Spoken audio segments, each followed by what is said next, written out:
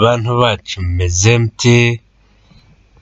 Iyi ni channel ya Urugo Rwiza TV ibagezaho ibibazo byo mu muryango bishobora gutekerezwaho maze byashirwa mu bikorwa umugore n'umugabo n'abana bazabyara bakagira urugo rwiza.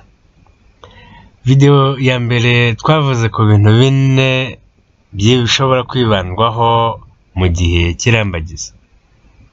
Iyo bikurikijwe neza, ubukwe bugataha, umugore agataha mu rwe, maze we n'umugabo we bakaba umubiri umwe, bagatangira inzira cyangwa se urugendo rw'ubuzima bw'umuryango mu gihe bazaba bakiriho bombi.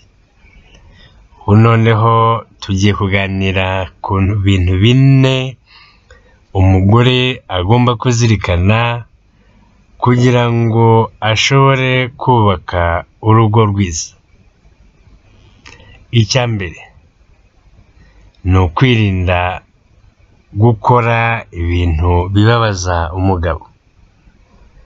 Birashoboka ko mu gihe mwarambagizanyaga mutashoboye kumenya buri kimwe cyose ku muntu n'undi, ariko iyo mumaze kubana ni nkaho muba mwiyambuye ubusa cyangwa se mwiyambitse ubusa. Buri kimwe cyose kiba kigiye kujya ahagaragara, kuko mu muryango niho abantu bagaragariza imico yabo mu buryo bwuzuye. Bitandukanye n'iyo bageze hanze y'urugo, bashobora kwitwararika, kwiyorobeka ku buryo udashobora kubamenya ijana ku ijana, ariko mu muryango niho umuntu agaragariza imico ye uko yakabaye, maze ukamumenya koko. Ubwo rero wowe mugore igihe cyose uzakora ikintu kikababaza umugabo wawe, irinde kuzagisubiramo, kubera ko nubikora kenshi bikamubabaza, bishobora gutuma akuzinukwa. Kandi niba umugabo wakuzinutswe, kiba kibaye ikibazo cy'ingorabahizi, bishobora kumusunikira kujya mu bintu bibi bishobora kugiraho ingaruka turi buze kuvugaho mu kanya. Icya kabiri, ugomba gukora ibishoboka byose ukagaragara ko wita ku mugabo wawe, ni ukuvuga ukamuha umwanya.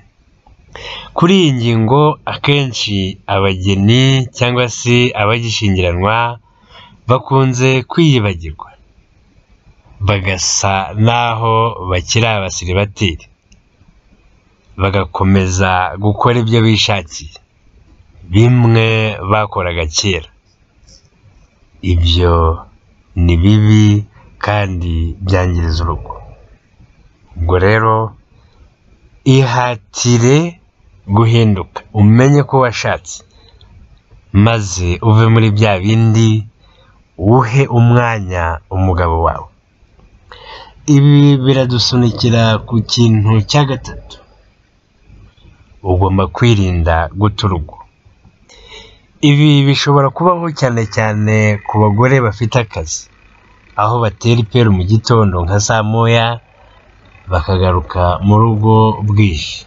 Birumvikana ko niba umugore atera iperu rya saa moya, atangira kwitegura saa 12 bakibyuka, nanone akagaruka nimugoroba yaguye agacuho.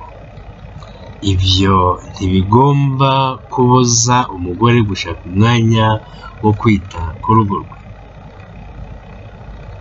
Benshi urugo baruharira umukozi wo mu rugo. Ubwo rero umugabo abaye agera mu rugo mbere cyangwa se akaruvamo nyuma, cyangwa se akaba adafite akazi, ugata urugo we mugore ukamusigira umukozi, cyane cyane igihe mufite abana, umukozi akaba w'igitsina gore, akaba ariwe wita ku mugabo amuganiriza amuha buri kimwe cyose, urumva akaga kaba kari. Icyo ni ikibazo cy'ingorabahizi, kuko bishobora gutuma umugabo akuzinukwa mu buryo bumwe, agatangira gutekereza ku bandi bagore cyangwa se abakobwa bigeze gukundana kera. Ubwo rero hari abagore hafi aho bakazitereyemo, bashobora kugusimbura bagaha umugabo buri kimwe cyose, bakamunezeza.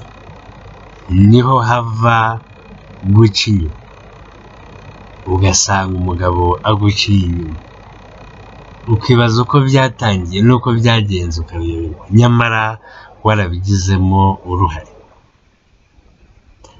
Ni naho biva abagabo bamwe bananirwa kwifata, bakaba bata abagore babo bagatangira kuryamana n'abakozi bo mu rugo. Ikintu cya kane, ugomba kwirinda maze ukajya ugerageza kubahiriza amabwiriza umugabo aguha. Ayo mabwiriza nayo aba yifuza, niyo amuhesha amahoro, niyo ashobora gutuma ibintu bigenda neza mu rugo, kubera ko umugabo ni umutware w'urugo, yaba mu mategeko ndetse no mu iyobokamana. Nubwo amategeko agenda agerageza kuzana ibintu by'uburinganire, ariko ntakuraho ko umugabo ari umutware w'umuryango. Kuba ari umutware, afite ububasha, yemerewe gushyiraho amabwiriza mu rugo. Mu bagore bamwe na bamwe bata ingo zabo cyangwa se batita ku bo bashakanye, ashobora no kurangiza imirimo itandukanye, akaba yagurubereza iyo aganira n'abagore bagenzi be cyangwa ari mu bindi bintu bitandukanye, nyamara bitari iby'ingenzi. Ubwo rero umugabo niba agusabye gutaha kare, kugera mu rugo vuba, kukenewe, icyo kintu ugomba kucyubahiriza.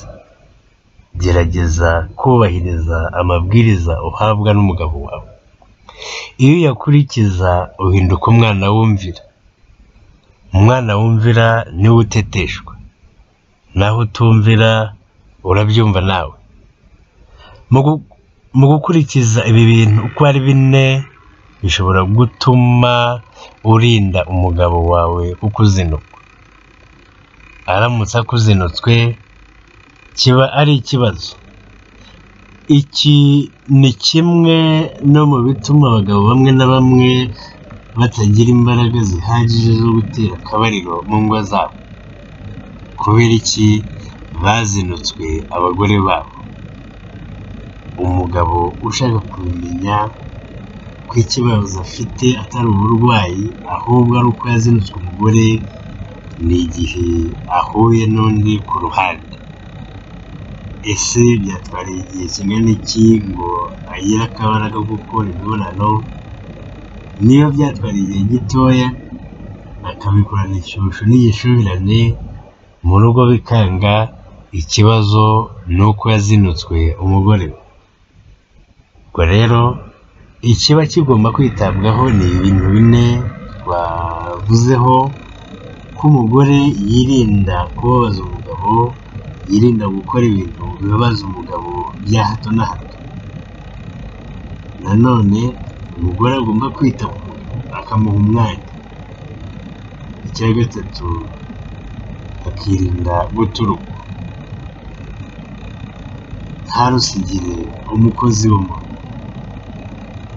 Nanone agomba gukora ibishoboka byose agakurikiza amabwiriza ahabwa n'umugabo.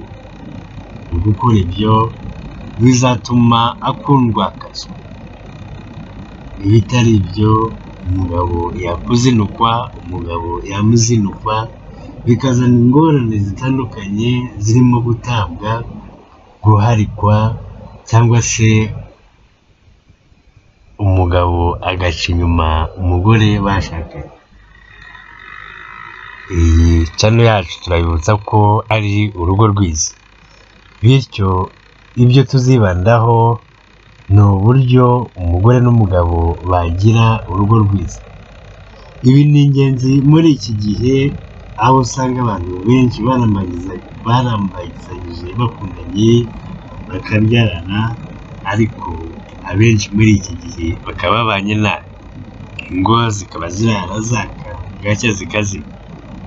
Ubu byafashe n'intera, aho harimo noneho ubwicanyi ndengakamere, umugabo akica umugore nawe atisize, cyangwa se akica umugore byarangira akabura, akazimira, agatoroka. Nguko niba video zacu zigushimisha, turagusaba kudushyigikira ukora subscribe, icya kabiri ugakora share, ukarayikinga ndetse ukatwandikira. Tubaye tubashimye. Reka tube duhagarariye aha muri aka kanya, naho ubutaha. Bye bye.